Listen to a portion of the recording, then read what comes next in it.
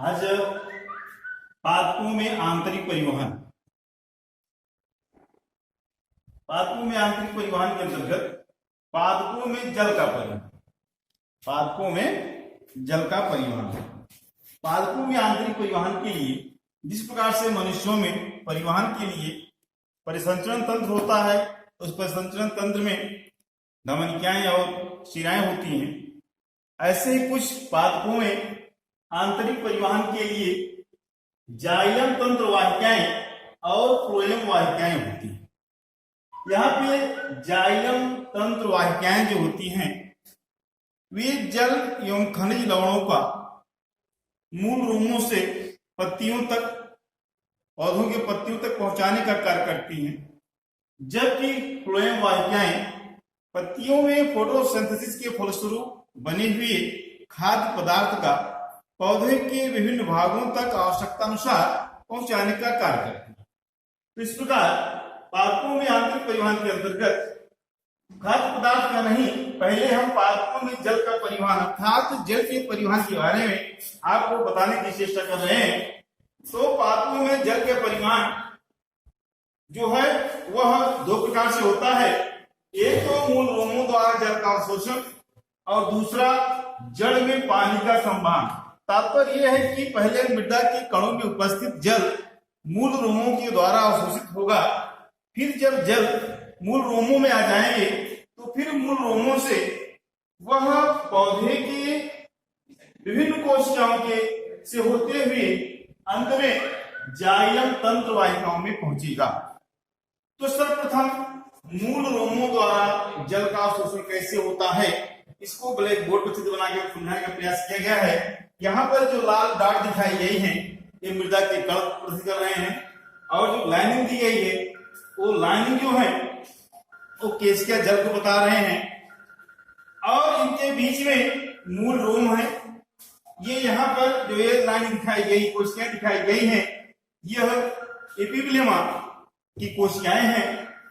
अब यहाँ पर ये देखते हैं कि किस प्रकार से मूल रोम में मृदा के कणों के बीच उपस्थित जल का परिवहन होता है। जल का परिवहन होता है तो सबसे प्रथम हम ये देखते हैं कि ये जो मूल रोम है, मूल रोम भी कोशिकाओं से बने हैं।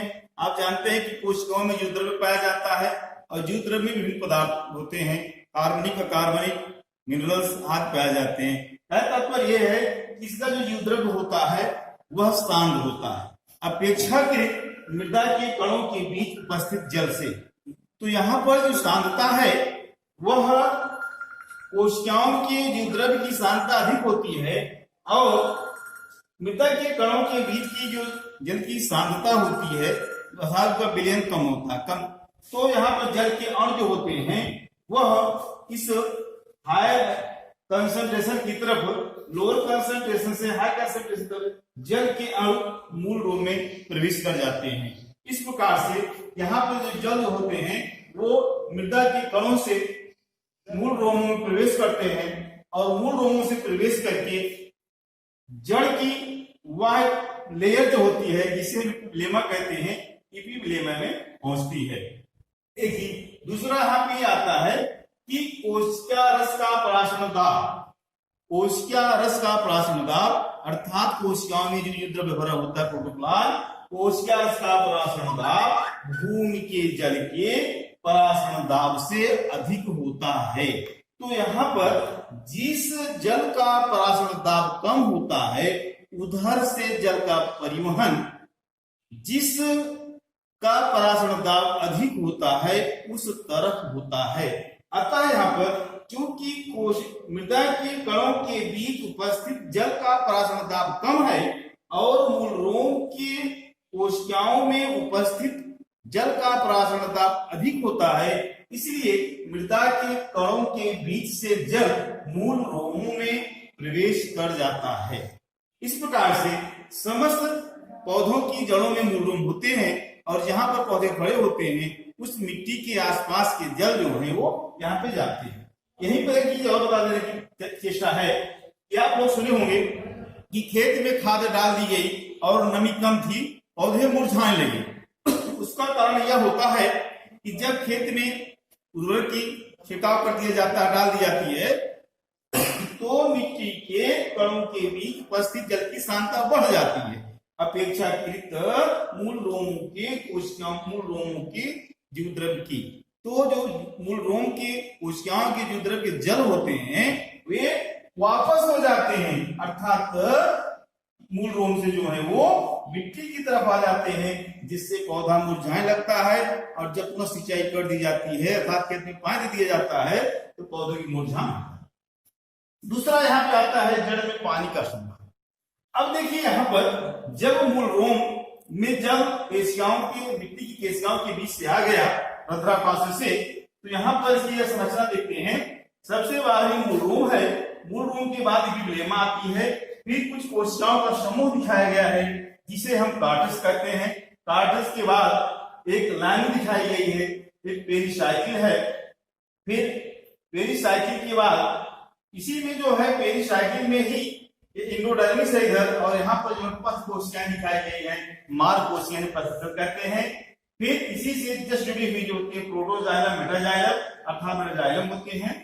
और यहाँ पर जो है ये जाइलम के बगल में ही फ्लोएम, यहाँ पर फ्लोएम से तात्पर्य नहीं क्योंकि जाइलम से तात्पर्य है जब जल मिट्टी के रंध्राकाशों के बीच से मूल रोम में प्रवेश करता है तो मूल रोम से वह जल जो है वो अपनी अगली कोशिका अर्थात एपिब्लेमा में पहुंचा देती है। अब एपिब्लेमा से जल जो है क्रमशः ये कोशिकाओं कार्टक से होती हुई इधर यहाँ पर एंडोडर्मिस से पेरिसाइकिल से होती हुई जो है वो किस प्रकार से जो है पहुंचते हैं जाइलम तक। इसके लिए क्या होता है, जिस कोशिका में, जिस सेल में जल भर जाता है उस कोशिका का स्थिर दाब बढ़ जाता है। इस प्रकार से जब जल यहाँ आ गया इस कोशिका का अर्थात एपिब्लेमा नामक सेल की जो है स्थिर दाब बढ़ जाएगी। अब इसके जस्ट बगल में यहाँ कार्टस की कोशिका का स्थिर दाब कम रहता है, तो इसका स्थिर दाब कम होने के कारण बढ़ी हुई स्थिर दाब वाली कोशिका से जल जो है वो कम स्थिर दाब वाली कोशिका में पहुंच जाता है। इस प्रकार से जैसे अगर नंबरिंग करते हैं या 1 नंबर 2 नंबर 3 4 5 इस प्रकार से हम देखते हैं तो 1 की स्थिर दाब बढ़ी, दूसरी कम है तो जल 1 से 2 में आ गया। अब 2 की स्थिर दाब बढ़ गई, 3 की स्थिर दाब कम है तो जल जो है वह 2 से 3 में आ गया। इस प्रकार क्रमशः होते हुए यह एंडोडर्मिस की कोशिकाओं तक पहुंचा। अब यहाँ पर पथ कोशिकाएं होती हैं, मार्ग से होती हैं, जिनकी की वाल जो होती है वहां पर सेलुलोज नहीं होती, पतली होती है और जल यहाँ प्रवेश करता है मार्ग कोशिकाओं में। फिर वहां से जो है वो पेरिसाइकिल और पेरिसाइकिल से जस्ट जाइलम की कोशिकाएं होती हैं, यहाँ पर जल पहुंचा। अब यहाँ से जल जो है फिर जाइलम कोशिकाओं में पहुंच करके अर्थात जाइलम तंत्र वाहिकाओं में जल पहुंच गया। अब यहीं से जो है पत्तियों तक इस जाइलम की जो है वो नलिकाएं लगी हुई हैं और पत्तियां जो हैं जाइलम तक पहुंच जाती हैं। इस प्रकार से हम यहाँ पर जड़ों में पानी के संवहन में ध्यान देते हैं कि यहाँ पे एक दाब उत्पन्न होता है जिसे हम मूलदाब कहते हैं। कोशिकाओं में एक प्रकार का दाब उत्पन्न हो जाता है जिसके कारण जल एंडोडर्मिस की मार्ग कोशिकाओं में से होकर जाइलम सर्फ में पहुंचता है और तने में कुछ ऊपर तक चढ़ जाता है। इस दाब को ही मूल दाब, रूट प्रेशर कहते हैं। तो इस प्रकार आज के वीडियो में आपको पादपों में जल के परिवहन संबंधित एक मूल रोमों द्वारा जल का अवशोषण और दूसरा जड़ में पानी का संवहन, 2 चीज बताया गया। आप लोग वीडियो को सब्सक्राइब अवश्य करिएगा ताकि जैसे ही वीडियो आप तक पहुंचे आप जान जाएं। दूसरा शेयर करिएगा ताकि अन्य लोगों को लाभ हो।